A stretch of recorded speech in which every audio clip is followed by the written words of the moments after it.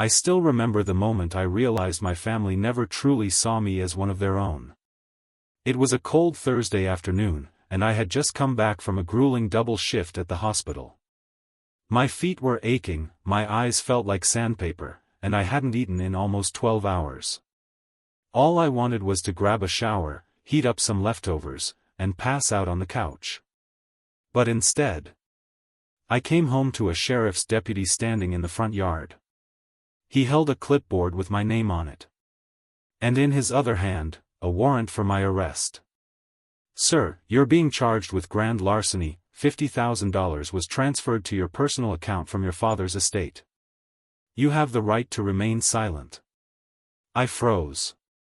I didn't know whether to laugh or cry. Because the thing was, I didn't steal a single dime.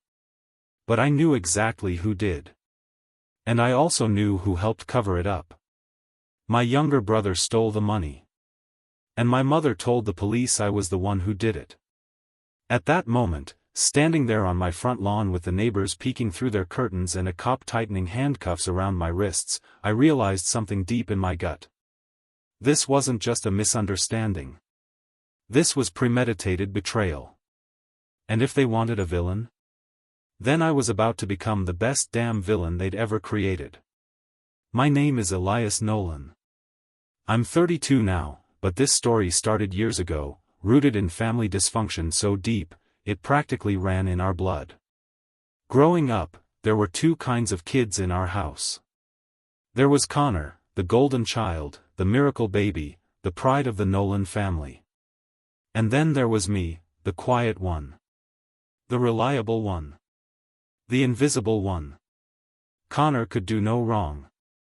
He'd break a neighbor's window with a baseball, and Mom would call it boys being boys. He failed algebra twice, and she blamed the teachers for not understanding his learning style. When he totaled Dad's car at 16 because he was texting while driving, she cried for him. Me? I brought home straight A's, skipped grades, and graduated college with honors, and I got, at best, a polite nod. But I was okay with that. Or at least I told myself I was.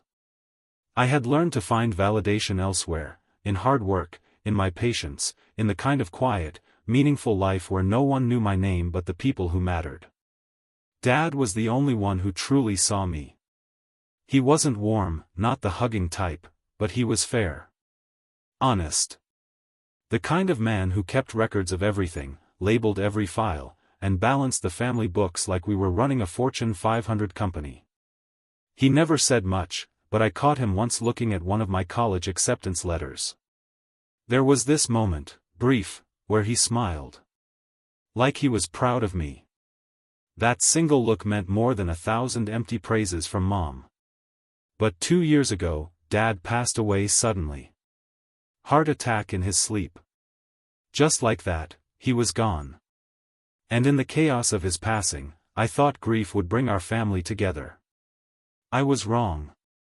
It was the perfect storm. And Connor? He used it to loot our father's legacy. After Dad passed, there was a strange, deafening silence in our house. Not grief, not really. Just a heavy kind of stillness, like the foundation had cracked, but no one dared look down to see how deep it went. In the weeks after the funeral, I took charge of most of the logistics. Connor? He was too devastated to help with any of it, or so Mom claimed. I handled Dad's will, the funeral arrangements, even organizing his medical bills. I thought I was being the responsible son. But that was the moment they struck. Dad's lawyer, Mr. Castell, was an old-school type. Gray suit, gray hair, gray attitude. He was meticulous, the kind of guy who triple-checked everything before handing over a signature. So when I met him to go over the estate documents, I expected formality, tension, maybe even a little hostility from my brother if he showed up. Instead, I got confusion. "We already released the funds," Mr. Castell said, flipping through a manila folder like it had betrayed him. "Last week. Wire transfer, $50,000. It was, under your signature, Elias." Right here. He turned the page and pointed to a signature at the bottom. My name. Written in the right place, dated, perfectly spaced. The problem? It wasn't mine. I stared at the paper like it had grown fangs. Sir, I never signed this. I haven't even seen this document until right now. He looked at me, forehead creased. But, your mother dropped it off. Said you couldn't make it, but asked her to bring it by on your behalf. My stomach dropped. She was in on it. And if I had any doubts before, they were gone now. I didn't want to jump to conclusions. I wanted to believe that maybe she'd been tricked. Maybe Connor had convinced her to deliver the paper and she didn't know what she was doing. So I did what any rational adult would do, I went to talk to her. I walked into my childhood home like a guest. The furniture was all the same, but the warmth had gone stale. There were framed photos of Connor everywhere, high school football, prom, graduation. Me? Maybe one photo tucked in the hallway, half covered by a spider plant. She was in the kitchen, making tea like nothing had happened. I asked her about the signature, the transfer, the document. She didn't even flinch. Oh, that. Yes, Connor needed some money to cover a business opportunity. It's nothing serious. You'll get your share later. I blinked. You forged my signature. Her eyes turned cold. Not defensive. Cold. I did what needed to be done, she said, calmly wiping her hands on a dish towel. Connor was in trouble. He's your brother. Family looks out for each other. I took a step back, heart pounding. I'm family too. She paused, then gave me a tight smile. You've always been independent, Elias. Strong. You don't need help. Connor, he's different. You know that. I couldn't believe it. This wasn't a misunderstanding. This was a deliberate choice. She wasn't covering for Connor out of guilt. She was protecting him like a mother bear protects her cub, and leaving me out in the cold like some stray dog scratching at the door. I didn't confront Connor right away. Not because I was afraid of him, but because I wanted proof. Solid, unshakable proof that he and my mother had conspired to rob me of what Dad left behind. I started digging. Pulled up bank records. Tracked wire transfers. Found emails. Pieced together timelines. Reconstructed every visit Mom made to the law firm. Even found an email Dad had sent to his attorney a month before he passed, saying explicitly that the money was to be split evenly and no early withdrawals were to be made. It was all there, buried under the arrogance of people who thought I was too quiet to fight back. But the final straw? I discovered that the day after the $50,000 transfer, Connor bought a brand new BMW. In cash. All while I was paying off Dad's medical bills and skipping meals to save money. That car was my tipping point. I decided in that moment. They thought they were smarter than me. They thought I'd roll over, accept it, disappear. But I was about to make them regret underestimating me. They say revenge is a dish best served cold. But mine? Mine was going to be served frozen, slow-cooked with patience, and plated with a silver fork of poetic justice. I wasn't going to throw accusations. Not yet. I wasn't going to yell or cry or beg for explanations. That would have been too easy for them, too expected. Instead, I'd do what I always did best. Play the long game. Quiet. Precise. Strategic. First step, gathering leverage. While Connor flaunted his new BMW around town like some Wall Street prodigy, I was playing detective. His business opportunity? A glorified drop-shipping scheme. He was buying cheap bulk junk online and slapping a logo on it with plans to launch a luxury lifestyle brand, with the help of some Instagram models and paid reviews. I found out everything. He had no business license. His bank accounts were in overdraft prior to the estate transfer. His credit cards were maxed out. And worst of all, he had borrowed money from two of Dad's old friends under the promise that he was handling the family estate. He was burning through money like a wildfire. And it wasn't even his money. It was supposed to be ours. Split 50-50, per Dad's will.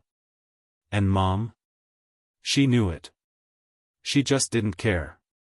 So I went full covert ops. I quietly contacted Mr. Castell, Dad's lawyer, and told him what I'd found. At first, he was cautious. After all, Mom had seemed so certain when she presented the paperwork. But once I showed him the real signature from my bank's notary records, and compared it to the forged one, he went pale. "I'll be filing an inquiry immediately," he said. "If this is true, it's a serious offense." "Don't file it yet," I said. He blinked. "Excuse me? I want you to prepare everything, get all your documents in order. But don't make it public yet. Give me a few days. There's something I need to do first. Because here's the thing, a court case would take months, maybe years. And sure, I'd get justice eventually. But what I wanted, what I needed, was something bigger. I wanted truth, yes.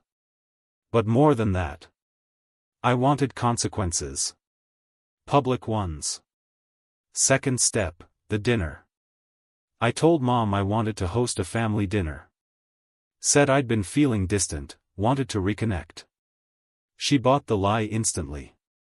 "Oh, Elias, that's so thoughtful. Connor will be thrilled." Of course he would. In his head, he'd already won. To him, I was just the boring older brother who'd tuck his tail and move on, while he played the prodigal son. I planned everything. I reserved a private dining room at Marlowe's, Dad's favorite steakhouse, the same place he used to take us for big milestones, birthdays, graduations, the night I got into Johns Hopkins. The symbolism? Delicious. I invited not just Mom and Connor, but Dad's old lawyer, two of Dad's best friends, the ones Connor borrowed money from, and Connor's new business partner, Tiffany, who I'd never met but had seen all over his Instagram feed. "Oh my God, it's gonna be a vibe," she texted me after I sent the invite. "I just got a new dress. Gonna be such a bougie evening." Perfect. They had no idea. Third step, laying the trap. The night of the dinner, I played the part. Polished shoes. Buttoned shirt. A calm, polite smile. I made a toast about new beginnings, about healing old wounds. Connor was glowing, cocky, comfortable, drunk on attention and red wine. He bragged about his business, talked about international orders that didn't exist, promised a product launch in Q2 like he knew what that even meant. Tiffany giggled and clung to his arm like she was on a yacht. I let him talk. Let them all sip their drinks, eat their steaks, laugh at old stories. And then I dropped the napkin. Literally. I leaned under the table, pulled a folder from my bag, and set it down beside my plate. "I actually wanted to share something tonight," I said, tapping it. "It's a small project I've been working on. Took a lot of research. Lot of digging." Connor chuckled. "Research? Sounds intense." "It is," I said. "It's called The Financial Fraud Portfolio of Connor Nolan." Silence. Then laughter, until I opened the folder and spread out copies of forged documents, bank transfers, purchase receipts, and a notarized comparison of the real and fake signatures. "I never signed that withdrawal document," I said calmly. "And I can prove it in court." The room went still. Mr. Castell stepped in and confirmed it. The signature was fraudulent. The estate had been mismanaged. Connor had lied. And then I looked at Mom. "You vouched for this document. You helped submit it." Her face didn't register shock. Just anger. Not because she was innocent, but because she'd been caught. Connor stammered. Tiffany's face flushed. And Dad's friends? They got up. Left without a word. Everything they'd built? Their fragile web of lies? It unraveled right there, between the medium-rare steaks and the crème brûlée. After the dinner, everything unraveled with the force of a hurricane. Connor's smug grin was gone, his swagger reduced to a silent, pale shadow of itself. Tiffany stormed out the restaurant, furious and humiliated. Not because she cared about the lies, but because she now looked stupid in front of a room full of people who used to respect her. And Mom? She didn't say a word. Not a single syllable. She just stared at me like I had stabbed her in the heart, when really, I'd only exposed her knife still stuck in mine. Small towns don't need newspapers to spread news. They have hair salons, church gatherings, school drop-offs, and coffee shop corners. Within 2 days, everyone who mattered in our town had heard some version of the story. They say the brother stole 50 grand. Wasn't it the mother who forged the signature? No, I heard the older son was trying to cover it up for them until he couldn't anymore. The details changed from person to person, but the theme remained the same. The perfect son, Connor, and community mother, Lillian, had been caught robbing their own family. And me? I wasn't bitter. I was focused. The morning after the dinner, I met with Mr. Castell. I want to initiate full proceedings, I said. On both of them? He asked. I hesitated. Just for a second. Then nodded. Yes. Both. It wasn't just about the money anymore. It was about truth. About setting the record straight for Dad's legacy.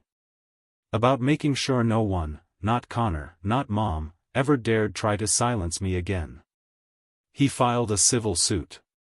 We had the evidence: forged signature, misused funds, conflicting statements.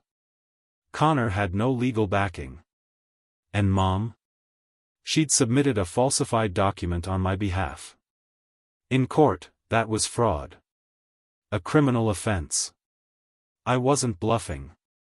A few weeks later, Connor's business fell apart. Word got out that the startup was funded through stolen inheritance money. His suppliers pulled out. The fake lifestyle brand account got suspended for suspicious activity. Clients demanded refunds they'd never receive. His Instagram followers plummeted, and Tiffany? She ghosted him.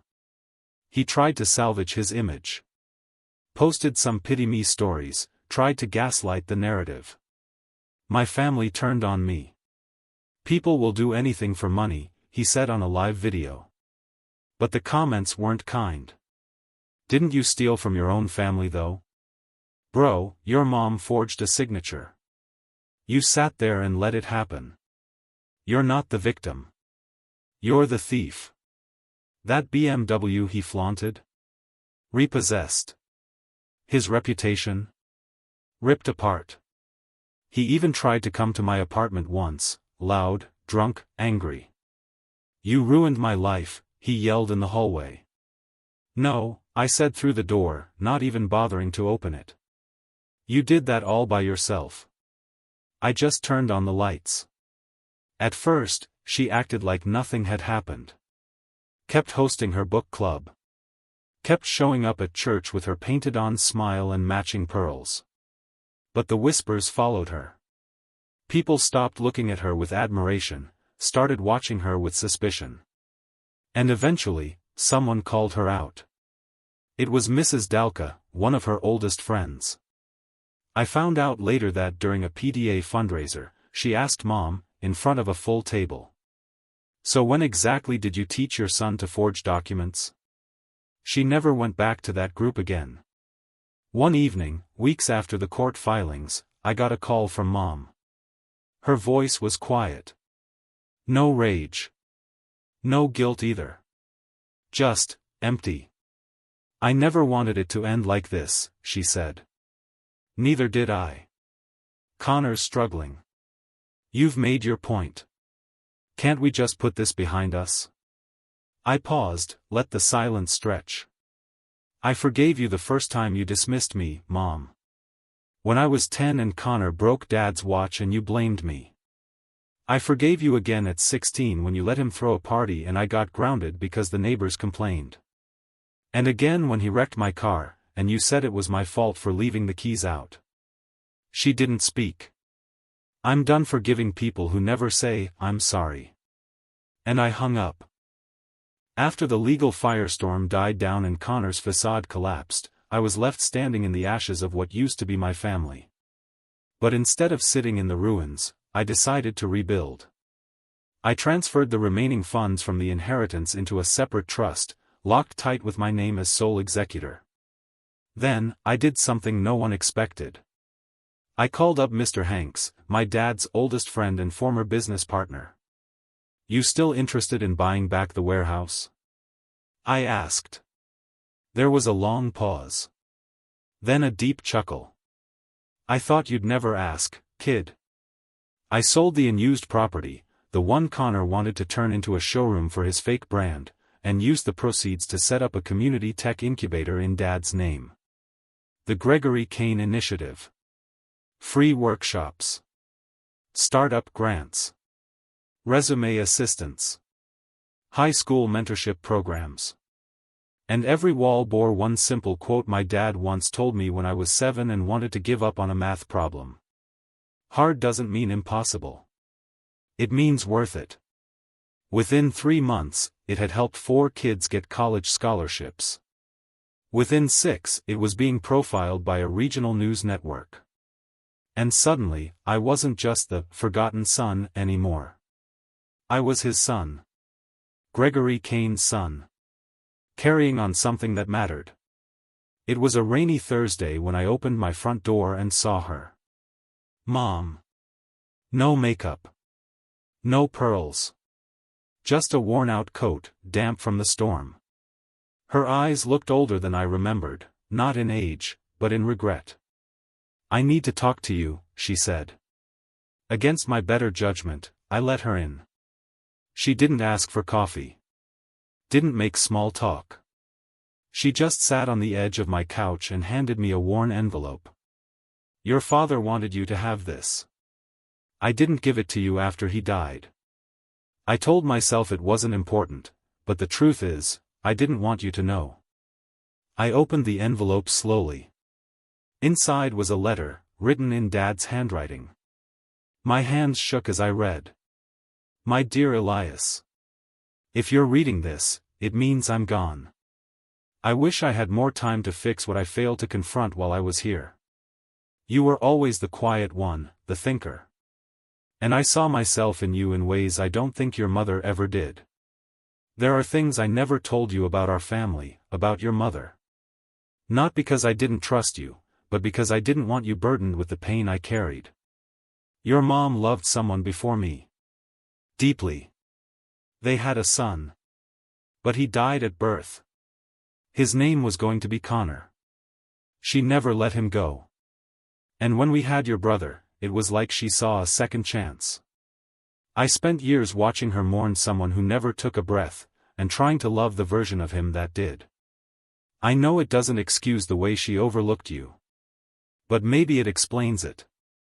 I'm proud of you, Elias. Always have been. Always will be. Love, Dad.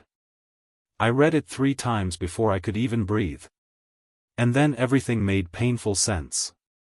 Why she always defended Connor. Why she named him that. Why I always felt invisible, because she wasn't seeing me. She was seeing a ghost. And no matter what I did, I could never compete with someone who never even lived. The last conversation. I looked up from the letter, blinking back tears. Mom hadn't moved. She looked like someone who had finally run out of lies to tell. I know what I did, she whispered. I know I failed you. Not just with the money. But for years. I can't take it back. But I'm sorry. It wasn't everything I wanted. But it was the first time she'd said those 2 words. I'm sorry. And strangely, I believed her. Not enough to pretend nothing happened. But enough to leave the door cracked. Connor? He vanished from town. Moved to Florida last I heard. Tried starting another business. It failed. He reached out to me once, through a burner email, asking for money. I ignored it. You don't get to burn a bridge and then ask someone to walk across it to rescue you. 6 months after the community center launched, I was asked to speak at a regional leadership summit. I stood on stage, with a spotlight in my face and 200 strangers watching me, some of whom knew my story, most who didn't. I used to think the worst thing that ever happened to me, I said, was being betrayed by the people I loved. But it wasn't. The worst thing was believing I didn't matter. That my pain was a burden. That my voice didn't deserve to be heard. But I'm here to tell you, you matter. Even if they never said it. Even if they blamed you for things you didn't do. Even if they tried to erase you. The crowd stood up. And I smiled. Not because they clapped. But because I had finally taken back what they tried to steal, me. To be continued. Or maybe not. Sometimes revenge isn't loud. Sometimes it's not destruction. Sometimes it's healing in plain sight, and letting the ones who hurt you sit in the silence of your success. But if they ever come back, I'll be ready. Family is supposed to protect you, not betray you. But when the people closest to you choose lies over love, you have two choices: become like them, or rise above them. I chose to rise. I chose to heal. I chose to reclaim my name, my dignity, and my peace. Not through revenge that destroys, but through revenge that rebuilds. Because the loudest justice is success they can't touch. And if you've ever been blamed for something you didn't do, if you've ever been overlooked, underestimated, or replaced, let this be your reminder. Your worth is not defined by what they say, but by what you do next.